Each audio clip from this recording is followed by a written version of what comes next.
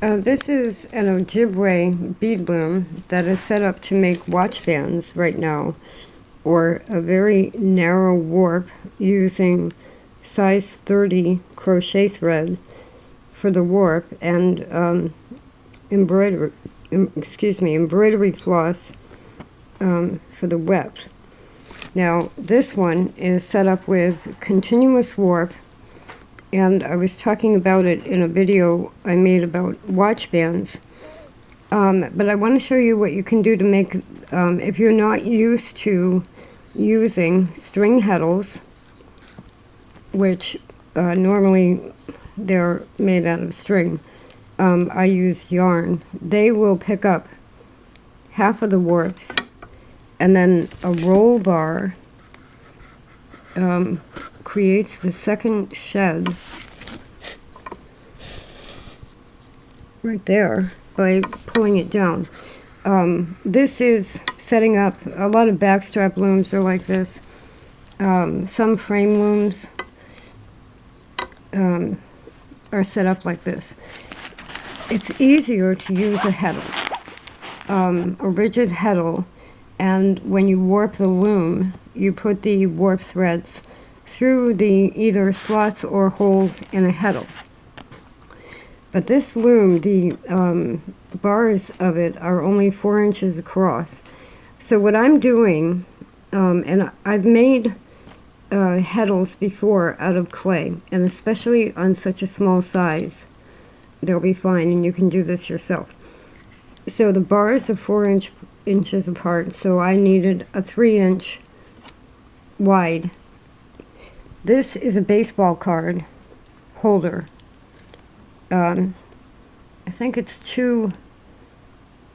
it might be 2 by 3 or 2 1/4 by 3 1/4. It's a typical BCW rigid baseball card holder.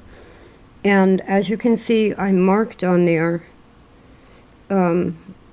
slots and holes positioning for 12 warp threads, which will give me this width, about 12 millimeters for a watch band. So there it is in plastic. Now if you have, I don't really feel like getting the soldering iron out or the glue gun, but with a hot gun with a tip on it, you could just use this card and cut the holes where you've marked. And I only have, these are short slots. You actually need them longer. So then I took 3 index cards and glued them together to equal that. And you could do it this way. You could probably just make it out of paper and get by. So with scissors, I extended the length of those slots to a full 2 inches. So you can't really tell, but these are cut 2 inches. So the black outline here is the size of a heddle. So what I'm really doing is making a template for how big do I want to make the heddle. And as you can see, if this, instead of the roll bar and the string heddles, this had the warp threads going through it, then you either push it down for one shed or pull it up for the other shed. And 12 warps, it's like Morse code, dash dot, dash dot, dash dot. Very simple to do. And then this is Sculpey. This one is Sculpey 3. Sculpey makes several types of clay.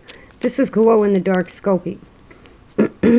So now I can take this out, condition it by working with it for a little while, make it into a flat rectangle, cut the holes in the slots, and then you bake it at 275 for, it's probably going to be thinner than 1/4 of an inch, so for about 15 minutes. I mean, this is how easy it is to make your own heddles. That can match any particular loom that you have. I have another loom that was in the video on the watch band, is the Harrisville Designs table loom, the Easy Weaver, and that comes with a 6-inch wide heddle. Well, if I make these watchband heddles, I can use these on any of the looms that have 2 inches of depth. And I've been looking, even on one of the bead looms, the wire bead looms, I could use a 2-inch heddle. They make narrow heddles, but I can't find any short heddles. It's really almost a heddle strip. So I'm going to make it out of clay, and I'm going to change, probably not this warp because I've already got it set up on a warp bar. Change how I use the Ojibwe loom by making a simple clay heddle. Okay, I'm just doing this on a kitchen counter, and you can see I've actually ended up making it 14 spaces with 7 slots and 6 holes, and they're just marked now. And now I'm going to take a thin crochet hook and make the slots thicker, wider, and make the holes actual holes, and then carefully peel it up off the counter, put it on a cookie sheet on top of a piece of foil, and bake it. It's so easy to make these. So here it is, ready to go into the oven at 275 for about a half an hour. It looks a little rough, but this type of Skokie you can also sand after it's finished.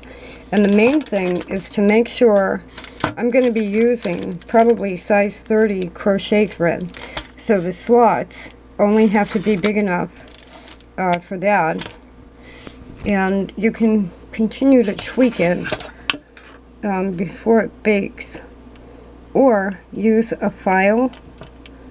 This is still that crochet hook.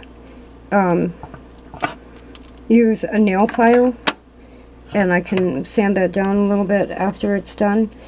And now what you have to be aware of, so when the heddle is either up or down, this is going to only give me about 1 inch of a shed. So I was thinking of moving the holes to the top, but I need the reverse shed, so keeping the holes in the middle is better. If I wanted to make it deeper and have longer slots and get a bigger shed, I could, but I have to be careful how the depth, because of the type of loom it's for. In other words, this heddle is for a needle, a weaving needle to go through. So when that's on the Ojibwe loom, either up or down, I'll be able to pass a weaving needle through there with the weft. Okay, I know it doesn't look different to you, but it's out of the oven and it's cooling, and possibly to show you how it works, I'll set it up on one of the other wire bead looms, because it'll work on there too. So this is a little bit rubbery when it's hot, and then it will harden, and they're still a little bit flexible, but they're not fragile, but you have to, you know, like if you throw it across the room it might break. It should be durable enough to do this type of weaving. Okay, here is the heddle installed on one of the bead looms, the wire bead loom, instead of the Ojibwe, but it will fit the Ojibwe loom. There's the weaving. This is a little bit of a difficult floss to work with. It's glow-in-the-dark floss, and as you can see, it kind of falls apart. It doesn't, all the 6 strands don't stay together, it falls apart. So you might, and you can see that in the needle, you might find it easier to use a yarn bobbin as a little shuttle. These are perfect for little shuttles. But this one is, so I've already done the shed by lifting up the heddle.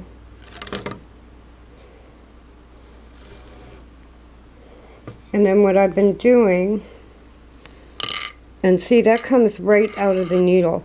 I think what I'm going to do is put, if I have a really long thread in the needle, when I thread the needle, I fold it over, I'm going to put a piece of tape there to keep it in the needle.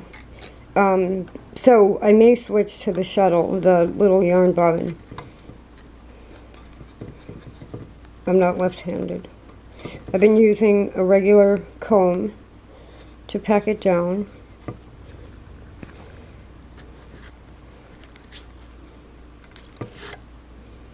And then on the way back, you push it down to get the opposite shed. And the shed's big enough to do this with. As you can see by that, I can even force it open bigger if I want. In this warp, the way that I warped this was I marked off 2 feet on the floor with chalk, point A and point B, and cut 14 individual strands of size 30 crochet thread, because there are 14 holes or slots in the heddle. I tied them at one end, which is up here, taped that in place, worked them over the thing here, and then using a crochet hook, which is not right, oh, there it is, and this is a size 8 steel hook. I pulled each thread through the heddle this way. And this is part of why I used a crochet hook to make the heddle, because, and usually I use a 0.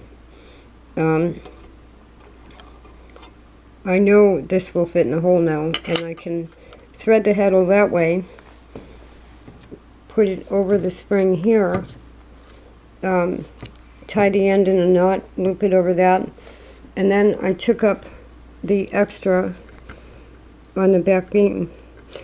So instead of going from chair to chair, or a set of warping sticks, I literally just put 2 marks on the floor and cut 14 strands, all the same length.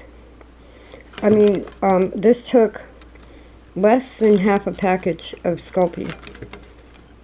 So I can use this on any of these bead looms.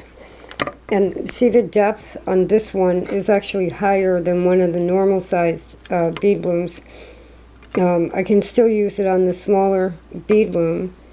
I can use it on a 6-inch wide bead loom, wire bead loom, and then the Ojibwe. This will fit in between the 2 long dowels of the Ojibwe loom, and probably other looms. So it sticks a little bit because I haven't fully sanded it, but doing that,